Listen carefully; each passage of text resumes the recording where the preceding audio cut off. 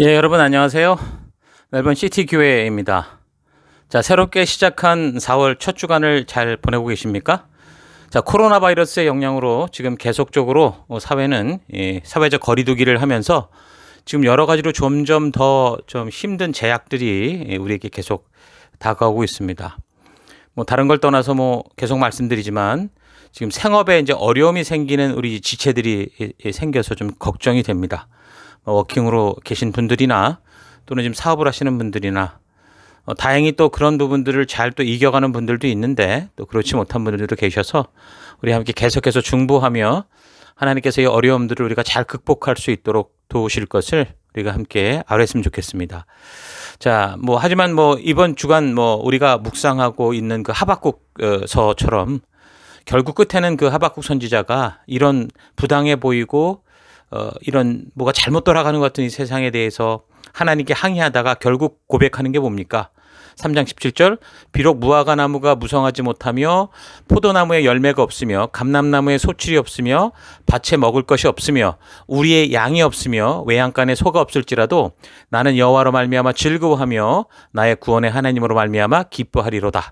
이런 고백이 넘치는 그런 찬양을 하지 않습니까? 사실 이 고백이라는 것이 상황이 좋아서가 아니라 지금 내가 만난 상황과 환경이 지금 어떠하든지 간에 참으로 심각하고 어려운 상황이 된다고 해도 오직 신실하신 하나님께서 새롭게 일하실 것을 기대하는 그런 믿음의 결단을 하겠다라는 거죠. 결단하고 나아가겠다라는 것입니다. 그래서 여러분도 우리가 함께 그런 믿음의 고백으로 나아갈 수 있는 한 주가 됐으면 좋겠습니다. 자, 특별히 이번 주간은 우리가 아시는 것처럼 고난 주간입니다. 그래서 이 고난 주간에 그 예수님의 좀 행적을 우리가 좀 생각해 보면서 뭐 어쩌면 그 예수님의 고난에 뭐 비할 바 아니지만 우리가 코로나 바이러스로 인해서 실제 삶에 여러 가지 좀 어려움을 겪고 있는 이런 것들을 체험하면서 다시 한번 왜 하나님께서 예수님을 우리에게 보내셨고 또 그 예수님께서는 왜 나를 위해 죽으셨는가 좀 깊이 묵상하고 되돌아보는 시간이 될 수 있기를 바랍니다. 자, 먼저 이제 고난 6일 전부터 생각을 해보면 보통 이제 유대인들은 안식이다 그렇게 말하지만 우리에게 이제 토요일인 거죠.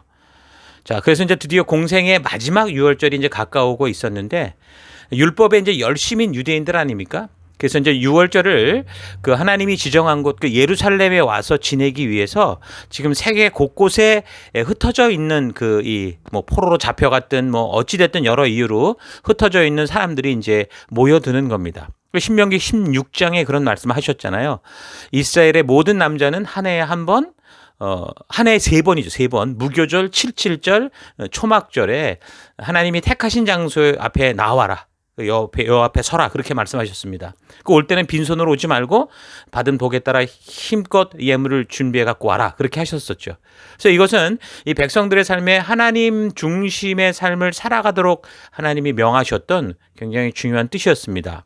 그래서 바벨론의 포로가 되면서부터 이게 이제 성전으로 모이지 못하고 회당으로 다 흩어져서 모일 수밖에 없었는데 이제 포로에서 귀환하게 되면서 물론 우리는 지금 포로 이전 시대를 살피고 있지만 지금은 부활절 고난의 주간을 우리가 지금 얘기를 하는 겁니다. 그래서 예수님이 오실 때를 두고 말하는 거니까 이제 포로에서 이제 귀환하면서 이미 400년 전이겠죠. 그래서 성전을 재건하고 다시 성전 중심적인 삶이 이제 시작이 되는데 역사를 통해 이제 우리가 살피는 것처럼 지금 여러 곳으로 잡혀갔던 그런 사람들 외에도 여러 이유로 각 나라로 이제 퍼져 살게 된 유대인들이 고향을 그리워하기도 하고 마치 이제 그래서 순례자들처럼 순례의 일정처럼 예루살렘을 꼭 이런 절기에 방문하는 그런 풍속들이 이제 생기게 된 거죠. 자, 그래서 그때 이제 누가 왔는가 보면 이 예수님의 성령 강림 사건 그리고 이제 그 이후에 교회 핍박을 받고 흩어질 때 그런 사건들을 이렇게 전해서 보면 뭐 그들이 왔던 곳은 이집트, 리비아, 크레타 섬, 로마, 부르기아, 아시아, 밤빌리아, 본도, 갑바도기아, 메소포타미아, 바데, 멜람, 엘람, 메데, 엘람, 뭐 아라비아 등지에서 그 사람들이 절기마다 이렇게 올라온 겁니다. 그러니까 거의 뭐 세계 만방에서 올라온 거나 마찬가지죠. 자, 이런 것들을 우리가 잘 또 염두에 두시고, 그래서 이제 예루살렘 성전으로 모이게 되는데 지금 예루살렘 성전의 구조를 화면으로 잘 좀 확인해 보십시오. 대충 구조가 이렇게 생겼다. 예수님 당시에 성전의 구조가 이렇다라는 걸 좀 알아두시기 바랍니다. 그래서 이제 예수님의 공생의 마지막 유월절 그 십자가를 지시는 지어야 되는 시기까지 일주일 정도가 남게 된 건데, 그럼 이제 그렇게 보면은 6월절부터 이제 6일 전이겠죠. 토요일이 안식일이. 그래서 예수님은 성전에 이제 올라가셨다가 다시 이제 베다니 나사로라는 사람이 살던 그 집, 나사로의 집, 마리아, 마르다가 같이 살았던 집이죠. 거기로 가시게 됩니다. 예루살렘에서 베다니는 약 한 3km 정도 거리인데요. 그때 이제 그 마리아가 이 귀한 향유를 가지고 와서 예수님의 발에 붓고 뭐 자기 머리카락으로 예수님을 닦는 그런 사건도 있었던 거죠. 그래서 이런 것을 보고 이제 가룟 유다가 그때 뭐 이 귀한 거를 팔아 가난한 사람을 주면 되는데 도대체 너 뭐 하냐 막 흥분하는 적도 있었죠. 물론 이미 가룟 유다의 마음에는 그 욕심이 가득 차 있던 사람이었습니다. 그래서 사도 요한의 기록을 참고하면 이미 저가 이 돈 관리를 하면서 돈을 슬쩍슬쩍 훔쳐내었다 그런 것도 기록하고 있죠. 어찌됐든 예수님은 마리아의 이런 섬김이 그 예수님이 이제 죽으심을 앞두고 준비하는 것이다라고 생각을 해서 그냥 두라 그렇게 하신 그런 사건들이 있었던 그런 때입니다. 그래서 예수님이 그 에브라임 지역과 여리고 지역을 거쳐서 다시 이제 이곳에 오셔서 머무시는 곳이 바로 이제 죽었다가 그 며칠 만에 3일 만에 다시 살아났던 나사로의 집이라는 그 소문이 퍼지면서 사람들이 이제 막 거기로 떼지어 몰려들게 되는 겁니다. 그러니까 예수님을 그렇지 않아도 죽이려고 했던 그런 대제사장이나 서기관들이나 관원들이 아주 이를 갈게 되는 거죠. 그래서 심지어 예수님만이 아니라 그런 이슈를 일으키고 있는 이 나사로, 죽었다 살았던 나사로까지 다 죽여야 된다. 이런 식으로 작정을 하는 그런 때가 이제 그 고난 6일 전의 사건이었습니다. 자, 그렇게 이제 안식일이 지나가고 다음 날 이제 일요일이 됩니다. 6월절로부터 이제 5일 전이죠. 예수님이 예루살렘 성으로 이제 들어가신다라는 소문이 퍼지니까 그 6월절에 왔던 수많은 사람들이 그 지금 예루살렘 성에 다 있잖아요. 그런 사람들이 종려나무 가지를 들고 와서 막 예수님을 찬양하는 겁니다. 막 호산나, 호산나, 주의 이름으로 오시는 이 곧 이스라엘의 왕이여. 환호를 하면서 자기들의 겉옷을 벗어 예수님께서 나귀를 타고 들어가시는 길에 깔아드리는 그런 사건들이 바로 이 일요일에 있었던 사건입니다. 여전히 자기 기대가 있을 때는 뭐 예수님을 이렇게 막 최고로 올려드리는 그런 인간들의 모습이죠.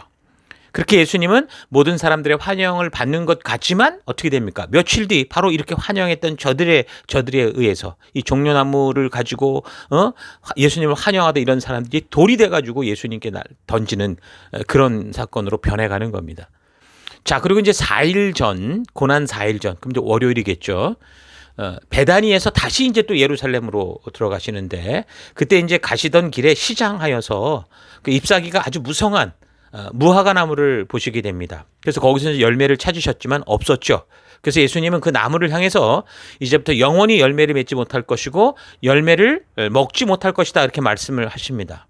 그런데 이 말씀은 전체 흐름의 맥락으로 볼 때 열매 없는 유대 바리새인들을 향한 비유의 말씀이다라는 거 우리가 잊지 말고 살펴가야 됩니다. 자, 그래서 이제 성전에 도착하시는데 메시아가 오셔서 3년 반이나 최고의 증거를 보이시며 하나님의 뜻을 전해도 성전은 여전히 부패해 있고 전혀 변화되지 않는 그 모습 그대로 이제 죄악 가운데 뒹굴고 있었던 겁니다. 그래서 공생의 시작하시자마자 처음 6월절에 성전에 오셨을 때 그 장사치들의 판을 다 뒤집어 엎으시고 경고하셨었잖아요. 그것처럼 이제 공생의 마지막 6월절을 준비하는 이때도 예수님은 이 성전에 있었던 이 장사치들의 판을 다 뒤집어 엎어버리고 성전 뜰로 다니지 못하게 하는 거죠. 그러니까 이제 이 장사판들을 주도하고 있는 뭐 대제사장들과 관원들 이런 사람들이 더더욱 예수님을 미워하고 어떻게 해서든 죽이려고 하는 그런 일을 가는 그런 일들이 생기는 겁니다.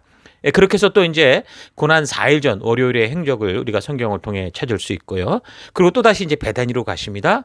그리고 이제 그 다음 고난 당하기 이제 3일 전이죠. 그럼 화요일이 됩니다. 이제 예수님께서 어제 그 저주했던 그 무화과 나무를 봤더니 이게 말라버린 겁니다. 그래서 이제 제자들이 보고 이야기할 때 예수님께서 우리가 만약 이 산더러 저 바다에 빠지라고 해도 마음에 의심을 품지 않고 그대로 되리라고 믿으면 이루어질 것이다. 이런 말씀들을 하는 그런 사건이 지금 여기에 연결돼 있습니다. 근데 이 말씀은 성전 정결 사건과 연결이 되어서 해석돼야 되는데 하나님의 뜻이 이루어짐에 있어서 유대인 바리새파 사람들은 산 같은 존재들이 방해하고 어지럽혀도 다 그런 산들, 그러니까 이 바리새파 같은 이런 그러니까 막 어떻게 변하지 않을 것 같은 그런 산들이 방해한다고 해도 이런 산들은 다 깎이고 결국 낮은 골짜기로 메워질 것이다. 결국 하나님의 뜻대로 말씀대로 이루어질 것이다. 이런 말씀을 해주시는 거죠. 그래서 백성들로 하여금 하나님 앞에 바르게 나아가는 데 있어서 방해가 되는 모든 것을 지금 예수님께서 제거하기 위해 오신 것처럼, 그래서 우리 성도들도 백성들이 하나님 앞에 바르게 나아가는 것 있다면 그런 것을 방해하는 것에 대해서 내 삶의 습관이든 뭐든 다 우리가 기꺼이 버리고 기도하며 나아갈 때 하나님께서 그 길을 반드시 열어주실 것에 대해서 우리에게 말씀해 주시는 겁니다. 자, 그 후에 이제 성전에 들어가셨을 때 대제사장들과 율법학자 또 장로들이 와서 도대체 무슨 권한으로 이 제사를 돕고자 하는 이런 장사 꼭 필요한 것을 뒤집어 엎고 사람들을 쫓아내느냐 악유하는 거죠. 그때 예수님께서 답을 말하신 게 아니라 세례 요한을 하나님께서 보내셨는지 아니면 아닌지 그걸 되묻게 되는 거죠. 근데 그 질문이 굉장히 민감했던 이유는 만약에 하나님이 보냈다고 하면 자신들이 세례 요한을 받아들이지 않은 것으로 인해서 이제 곤란해지게 되고, 사람을 보냈다고 하면 세례 요한을 뭐 예언자로 굳게 믿고 있던 많은 군중들에 의해서 폭동이 일어날 수 있잖아요. 그러니까 머리를 굴려서 자신들은 모른다 이렇게 잡아댑니다. 그러니까 예수님도 말씀하시죠. 그러면 나도 너희의 질문에 대답을 하지 않겠다. 이런 사건들이 고난 3일 전 화요일에 있었던 것으로 우리가 보고 있습니다. 자, 예수님은 그렇게 이제 바리새파들의 직접적인 함정을 만들려는 그런 수작들 속에서 오히려 더 정확하게 율법의 의미와 하나님의 진심을 알게 하시고 저들에게 뭐가 잘못된지를 아주 적나라하게 드러내 보이시면서 예수님 자신도 이제 어떤 분이신지를 더 정확하게 알게 하십니다. 그래서 예수님은 또한 이제 미래의 예루살렘에 있어질 그 일들까지 이제 예언을 하시게 되는데, 이런 종교적 가식과 외식으로 가득 찬 이 예루살렘 성전이 돌 위에 돌 하나도 남지 않고 무너져 버릴 것이다. 그렇게 말씀하시죠. 예수님의 이 예언의 말씀은 불과 이제 예수님이 이렇게 말씀하신 후 40년 뒤 AD 한 70년경이죠. 로마에서 그대로 성취되는 것을 알 수 있습니다. 그러면서 예수님은 또한 인류의 종국사적인 종말의 날이 어떨지에 대해서도 이제 말씀을 해 주시죠. 그게 이제 마태복음 24장의 말씀인데, 예수님의 종말론이라고 할 만큼 그 마지막 날이 어떨지 정말 하나님이신 우리 예수님께서 그 날에 대해서 얘기를 해 주시죠. 그래서 잘 참고하면 세상의 마지막 날을 우리가 분별할 수 있고 말세지말이라고 하는 이 시대에 우리가 더욱 깨어서 살아가는 우리가 될 수 있을 겁니다. 그래서 재림의 날도 어떻다는 겁니까? 마치 도둑이 오는 것처럼 갑자기 임할 것을 말씀해 주시죠. 사실은 하나님은 계속 경고하고 말씀하시는데 자기의 욕심에 빠진 자들이 자기의 욕심에 이기적인 것에 빠져 있어서 하나님의 음성을 듣지 못하니까 갑자기 오는 것처럼 그렇게 느껴지는 것이긴 하거든요. 근데 어쨌든 이렇게 도둑이 갑자기 오는 것처럼 재림의 날이 그렇게 너에게 임할 거다. 그러면서 지혜로운 다섯 처녀와 미련한 다섯 처녀의 비유를 통해서 믿는 성도들이 어떻게 살아야 되는지도 말씀을 해주시는 겁니다. 자, 오늘날 너무도 부유한 풍요로운 이 시대를 살아가면서 참 마음 깊이 우리가 되새기고 정말 조심해야 될 신앙의 태도라는 거 잊지 마십시다. 그러니까 예수님께서 이런 말씀을 다 하시고 그리고 이제 제자들에게 이제 이틀이 지나면 6월절인데 그날 예수님께서 십자가에 못 박히기 위해 팔리게 될 거다 그렇게 말씀을 해 주십니다. 그날 제자 중에 이제 가룟 유다가 대제사장을 찾아가서 예수님을 은 30에 팔아넘기고 예수님을 어떻게 인계할지 작당을 하고 그래서 예수님을 넘길 그런 기회를 보게 되는 날. 그게 이제 고난 이 3일 전 화요일에 그런 행적인 것을 우리가 알 수 있습니다.